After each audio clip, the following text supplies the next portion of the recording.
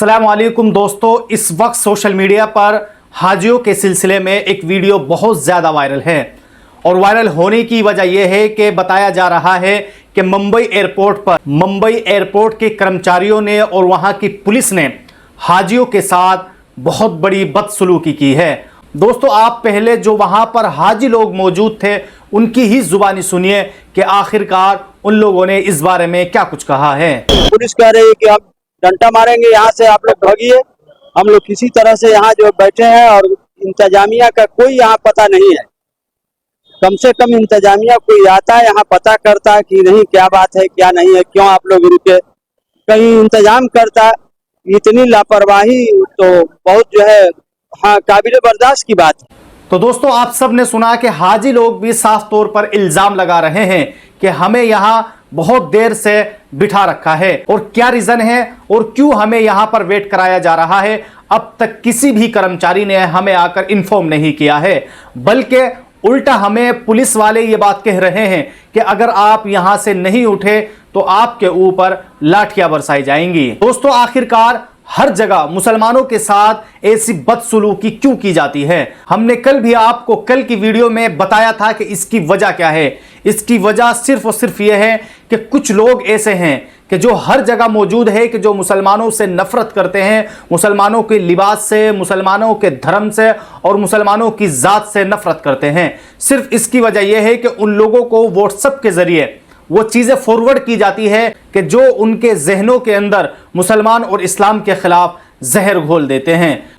दोस्तों, अब आइए हम बात करते हैं इस वायरल वीडियो के बारे में। आप स्क्रीन पर जो ये कुछ नामी मुस्लिम औरतों को देख रहे हो, ये औरतें इस वक्त सोशल मीडिया पर बहुत ज़्यादा वायरल है।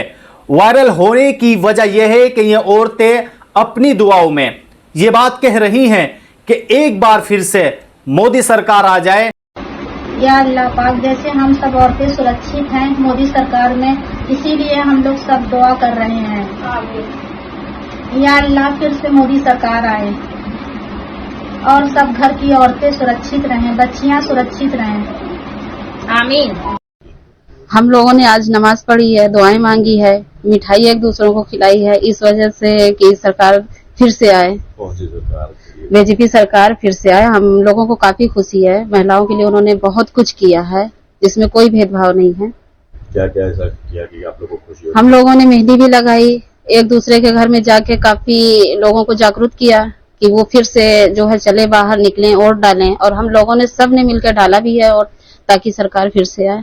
हम ऐसी नामी मुस्लिम औरतों से पूछना चाहते हैं, क्या आप ऐसी सरकार के लिए दुआ कर रही हो जो कि खुलेआम मुसलमानों को घुसपैठिया बताते हैं? आपकी मेहनत की कमाई का पैसा घुसपैठियों को दिया जाएगा? आपको मंजूर है ये? हम इन मुस्लिम औरतों से पूछना चाहते हैं, क्या तुम ऐसी सरकार के लिए दुआ कर रहे हो जो खुलेआम मुसलमानों के बारे में ये बात कहते हैं कि अब तो मुसलमान सड़कों पर भी नमाज पढ़ते हुए नजर नहीं आते हैं? अब तो बहनों और भाइयों, उत्तर प्रदेश में कोई सड़क पे नमाज भी नहीं पढ़ता। क्या तुम ऐसी सरकार के लिए दुआ कर रही हो जो कि खुलेआम अपने इंतखाबी रैली में ये बात कहते हुए नजर आए हैं कि अब तो कहीं पर अजान की भी आवाज नहीं आती है और अगले 5 सालों में कि लोग अजान को भी भूल जाएंगे कि अजान भी कोई चीज होती थी। अगले 5 वर्ष में आप देखेंगे कि लोग भूल ही जाएंगे कि ये भी कोई चीज होती थी, कि चिल्लाहट होती थी, लोग परेशान होते थे, लोग भूल जाएंगे।